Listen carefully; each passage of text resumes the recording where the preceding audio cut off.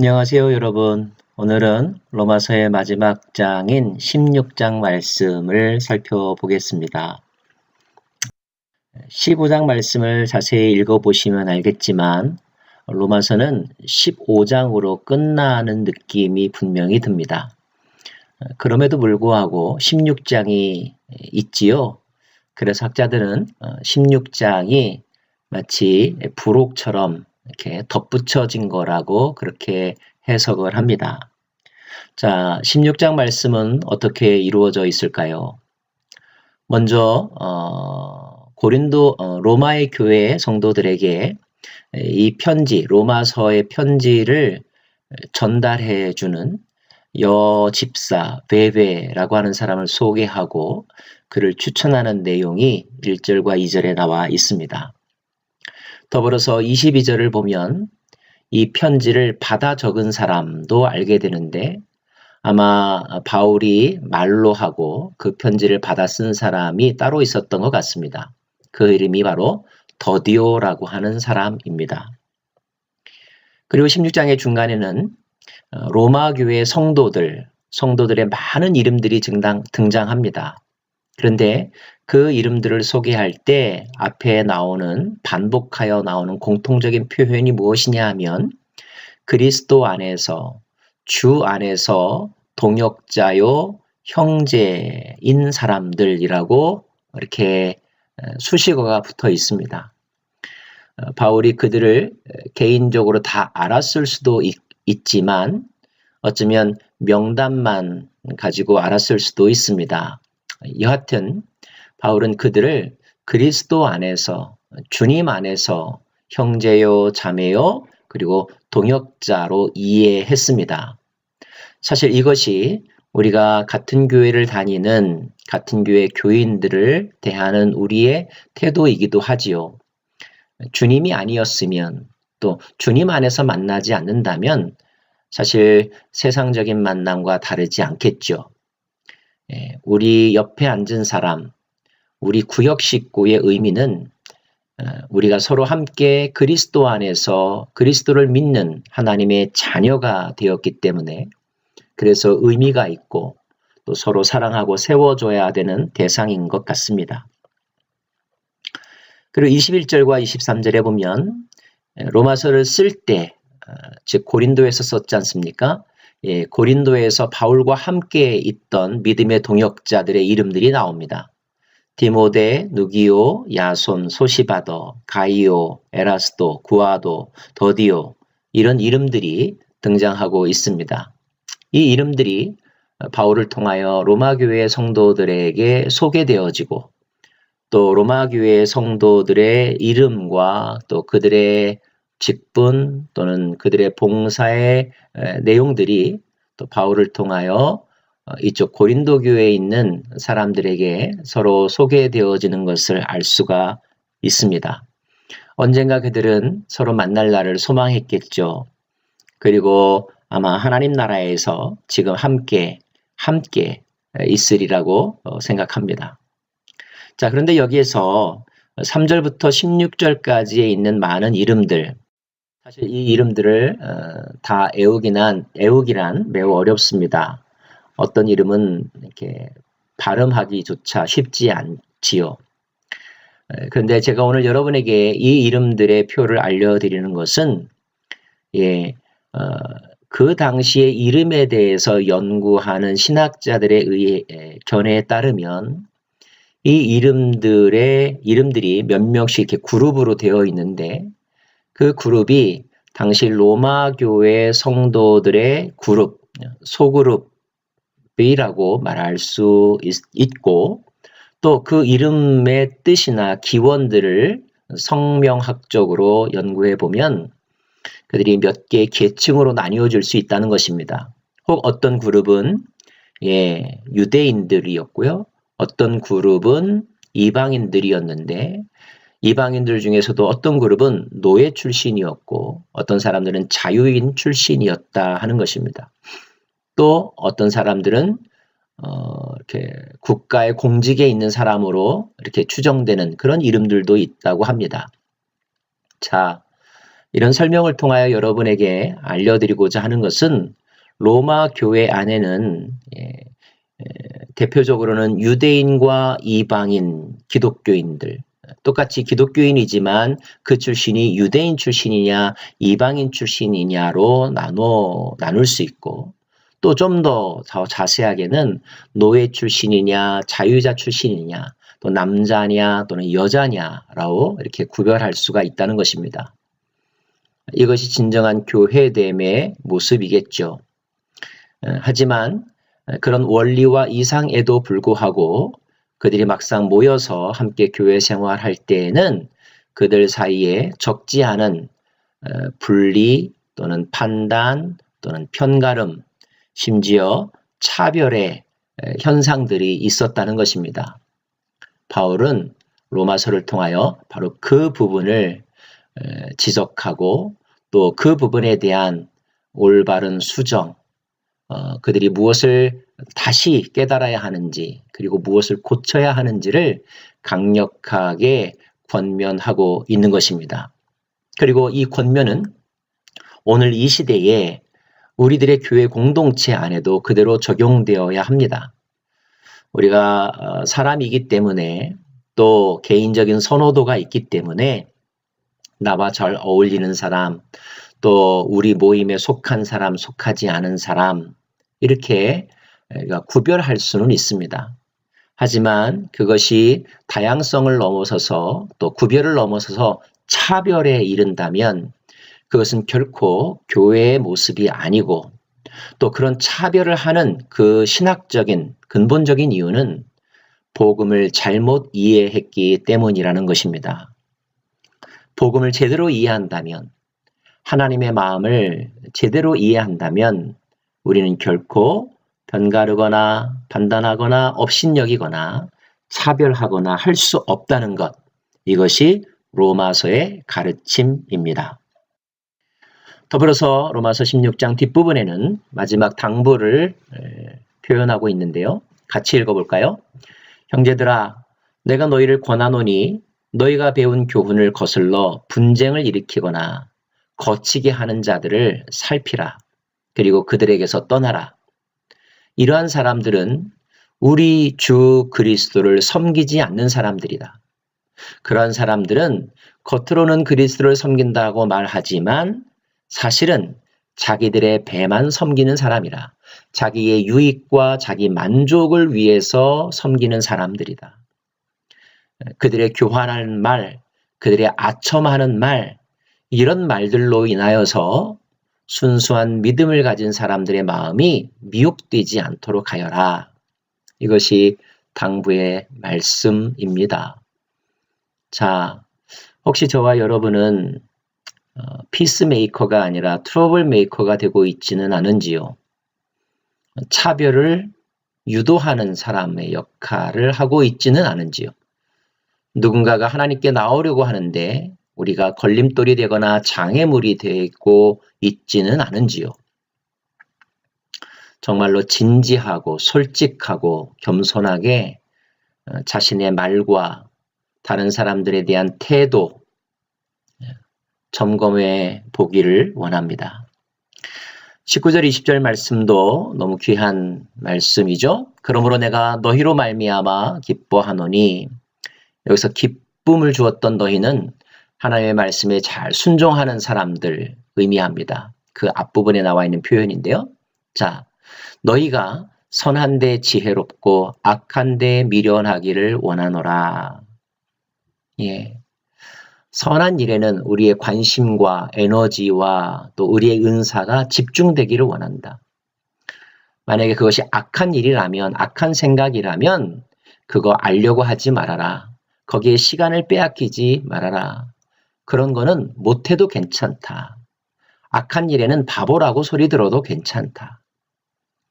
너희는 선한데 지혜롭고 민첩하고 또 열정을 갖는 그런 삶을 살아라. 이제 평강의 하나님께서 사탄을 우리의 발 아래 상하게 하실 것이라. 사탄에 미혹되지 말고 사탄에 미혹된 자들의 일시적인 형통함에 대하여 부러워하지 말아라. 그들은 결국 무릎 꿇게 될 것이고 너희의 발 앞에 조아리게 될 것이라. 이것이 진실이다. 여러분 믿으십니까? 믿으시기 바랍니다. 그래서 우리의 관심을 어디에 쏟아야 할지 다시 한번 선택하고 결단하시기를 바랍니다. 이렇게 로마서는 이제 끝맺음을 하게 됩니다. 자, 그 다음에 행적은 어떨까요? 바울은 로마서를 썼죠. 드디어 그 로마를 가게 되죠. 여러분이 잘 아시는 것처럼 바울이 로마에 가게 되었을 때는 AD 약 60년경쯤으로 추측합니다. 이것은 로마서를 기록한 지 약 2년 6개월쯤 지난 후 아니면 3년쯤 지난 후의 일입니다. 로마서를 쓰고 고린도에서 다시 이제 예루살렘으로 갔던 바울은 거기서 체포되고 가이사랴에서 약 2년 동안 이렇게 구금되었다가 이제 재판을 위하여 로마로 이송하게 되죠. 그래서 AD 60년경쯤에 로마에 이제 피고소인, 고소당한 사람의 신분으로 도착하게 된 것입니다. 사도행전 28장 마지막 부분은 로마에 도착한 바울이 어떻게 그곳에서 약 2년여의 시간을 보냈는지를 잘 설명해 주고 있습니다. 바울이 온 이태를 자기 셋집에 머물면서 자기에게 오는 사람들을 다 영접하고 그들에게 하나님 나라를 전파하고 주 예수 그리스도에 관한 모든 것, 주 예수 그리스도에 관한 모든 것을 담대하게 거침없이 가르쳤다고 누가는 증언하고 있습니다. 하나님 나라와 주 예수는 바울이 전하는 복음의 핵심이고 또 그의 비전이기도 했습니다. 감옥에 있을 때든지 자유롭게 다닐 때이든지 유대인을 만났을 때이든지 이방인을 만났을 때이든지 그가 하려고 하는 모든 대화의 결론은 그리고 핵심은 하나님의 나라 그리고 주가 되시며 그리스도가 되시는 예수님에 관한 모든 것이었습니다.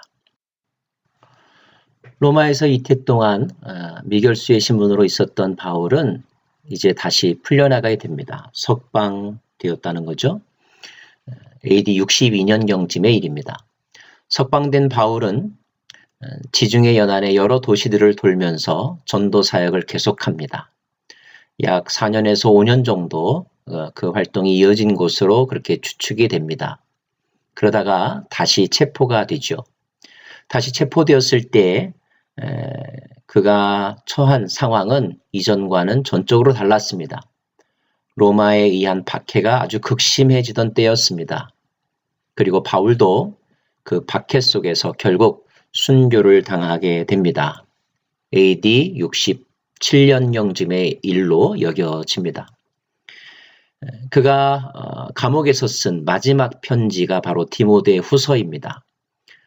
마지막 편지, 죽음을 앞에 두고 쓴 편지여서 그런지 그 서신서에는 비장함, 또 숙연함이 배어 있습니다. 그 내용 중에 일부를 함께 좀 살펴보고 싶습니다. 바울이 디모데에게 쓴 말이죠. 자, 그러나 너는 모든 일에 신중하여 고난을 받으며 고난을 받으라고 하고 있습니다. 복음은 전하기 위하여 고난받을 것을 각오하라. 전도자의 일을 하며 너의 직무를 다하라. 전제와 같이 내가 벌써 부어지고 나의 떠날 시각이 가까웠도다. 전제라는 단어가 나오는데요. 전제는 제사에서 제물들을 태울 때 그 제물들이 더 잘 타게 하기 위하여 붓는 기름을 말합니다. 자, 그러면 바울은 왜 나의 떠날 시각, 즉 죽음을 전제로 비유하고 있는 것일까요? 바울은 로마서 12장에서 믿는 사람들의 삶을 하나님께 드릴 영적 산제물이라고 말한 적이 있죠. 하나님 안에서 우리의 삶은 제사의 제물과 같은 삶이라고 했습니다. 자, 우리가 제물이 된다면 온전히 다 태워져서 향기로운 제물로 다 드려져야 하겠죠? 근데 만약에 불이 중간에 꺼진다면 어떻게 되겠습니까? 타담한 숫덩이가 되지 않겠습니까? 그러므로 다시 기름을 부어 완전하게 태워 없어지기를 원한다. 이런 의미입니다. 아마도 바울은 당시 기독교가 처한 위기, 박해와 또 세속 문화의 도전에서 사람들이 배교하기도 하고 믿음이 연약한 사람들이 다시 과거로 돌아가는 일들을 겪으면서 복음이 잠시 멈추어질 수밖에 없었던 그런 상황 속에서 자신의 죽음이 다시 제단의 불꽃을 일으키는 전제가 되기를 원하는 마음, 그런 마음으로 이해했던 것 같습니다. 그는 계속하여 나는 선한 싸움을 싸우고 나의 달려갈 길을 마치고 믿음을 지켰다라고 말합니다. 인생은 싸움, 전쟁이라고 말합니다. 그런데 우리가 싸우는 싸움은 어떤 전쟁입니까? 선한 싸움입니다. 영적인 싸움이죠. 의로운 싸움입니다. 자, 그 싸움에서 승리해야 되겠죠. 싸움이 시작이 되었다면 끝을 봐야 되겠죠. 바울은 끝까지 그 싸움의 길을 달렸다는 것입니다. 시작하는 것도 중요하지만 끝맺음, 결승전을 통과하는 것도 중요합니다. 자, 그 결승전을 통과할 수 있었던 원동력은 무엇이었습니까? 그리고 무엇을 가지고 결승전을 통과해야 그 통과가 유효합니까? 그것은 바로 믿음입니다. 하나님에 대한 믿음, 하나님의 아들 예수 그리스도에 대한 믿음. 이 믿음을 가지고 결승선을 통과해야 우리는 우리의 싸움, 우리의 승리를 인정받을 수 있는 거죠. 바울은 그렇게 살았다라고 지금 선언하고 있습니다. 그리고 나아가 이제 우러는 나를 위하여 의의 면류관이 예배되었으므로 주 곧 의로우신 재판장이 그날에 내게 주실 것이며, 바울은 자신의 죽음 너머에 대한 소망도 가지고 있었는데 그것은 의로우신 재판장, 주, 이 주는 이 생에서의 주일 뿐만 아니라 내 생에서의 세계도, 내 생에서의 삶도 다스리는 주, 영원하신 하나님, 그 하나님이 나에게 씌워주실 의의 면류관이라고 그는 선언하고 있는 것입니다. 자신뿐만 아니라 자신과 같이 믿음의 선한 싸움을 싸운 사람들에게 하나님께서 주실 그 의의 면류관, 그 의의 면류관을 바라보고 자신의 간 길, 예수님이 간 길, 그 길을 끝까지 걸어가라고 권하고 있습니다. 사랑하는 여러분, 이 바울의 권면이 우리들에게 큰 울림과 그리고 도전이 되지 않습니까? 우리가 신앙생활을 하는 궁극적인 목적, 비전이 무엇입니까? 그것은 주님과 함께 부활에 참여하는 것, 하나님 나라 백성으로서 우뚝 서서 의의 면류관을 쓰고 영원히 하나님을 찬양하는 것, 이것이 우리 인생의 그리고 우리의 신앙생활의 궁극적인 목적인 것입니다. 이 목적 지점에 달성할 때까지 믿음이 흔들리지 않기를 원하고요. 약해지지 않기를 원하고요. 그리고 뒤섞여서 잡탕이 되지 않기를 우리는 깨어 지키고 기도해야 할 것입니다. 그리고 이 믿음이 정말 믿을 만한 믿음, 간직할 만한 믿음인 것을 로마서가 우리에게 증명하고 또 가르쳐주고 있는 것입니다. 로마서를 통하여 다시 듣게 하신 복음. 예수님이 누구신가? 예수님이 무엇을 하셨는가? 그 예수님과 하나님과의 관계, 하나님께서 예수를 통하여 우리에게 주시고자 하셨던, 베풀고자 하셨던 긍휼하심과 또 약속의 성취, 이것을 믿는 믿음으로 살아가는 저와 여러분 되기를 바랍니다. 우리에게 주신 하나님의 나라에 대한 소망, 진리의 말씀, 하나님의 능력으로 오늘도 승리하는 우리 모두이기를 간절히 바랍니다.